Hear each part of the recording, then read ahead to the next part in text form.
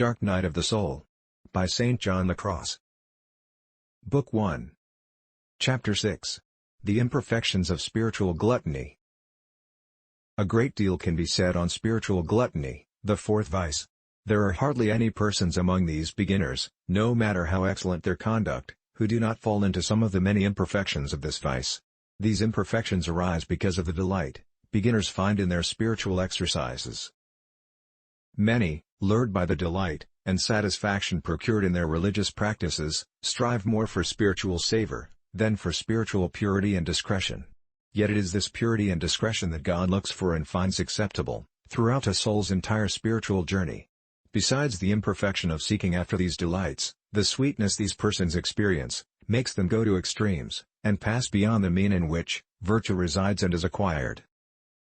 Some, attracted by the delight they feel in their spiritual exercises, kill themselves with penances, and others weaken themselves by fasts, and without the counsel or command of another, overtax their weakness. Indeed, they try to hide these penances from the one to whom they owe obedience in such matters.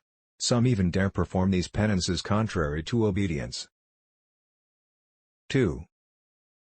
Such individuals are unreasonable and most imperfect. They subordinate submissiveness and obedience, which is a penance of reason and discretion, and consequently, a sacrifice more pleasing and acceptable to God, to corporeal penance. But corporeal penance without obedience is no more than a penance of beasts. And like beasts, they are motivated in these penances by an appetite for the pleasure they find in them. Since all extremes are vicious, and since by such behavior these persons are doing their own will, they grow in vice rather than in virtue. For through this conduct, they at least become spiritually gluttonous and proud, since they do not tread the path of obedience. The devil, increasing the delights and appetites of these beginners and thereby stirring up this gluttony in them, so impels many of them, that when they are unable to avoid obedience, they either add to, change, or modify what was commanded. Any obedience in this matter is distasteful to them. Some reach such a point, that the mere obligation of obedience to perform their spiritual exercises makes them lose all desire and devotion. Their only yearning and satisfaction is to do what they feel inclined to do, whereas it would be better, in all likelihood, for them not to do this at all. 3. Some are very insistent that their spiritual director allow them to do what they themselves want to do, and finally almost force the permission from him. And if they do not get what they want, they become sad and go about like testy children. They are under the impression that they do not serve God, when they are not allowed to do what they want. Since they take gratification, and their own will, as their support and their God, they become sad, weak, and discouraged when their director takes these from them, and desires that they do God's will. They think that gratifying and satisfying themselves is serving and satisfying God. 4. Others, too, because of this sweetness, have so little knowledge of their own lowliness and misery, and such lack of the loving fear and respect they owe to God's grandeur, that they do not hesitate to insist boldly that their confessors allow them the frequent reception of communion. And worse than this, they often dare to receive communion without the permission and advice of the minister and dispenser of Christ.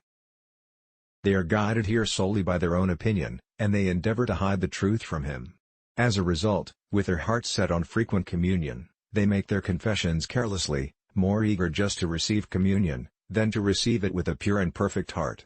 It would be sounder and holier of them to have the contrary inclination, and to ask their confessor not to let them receive communion so frequently.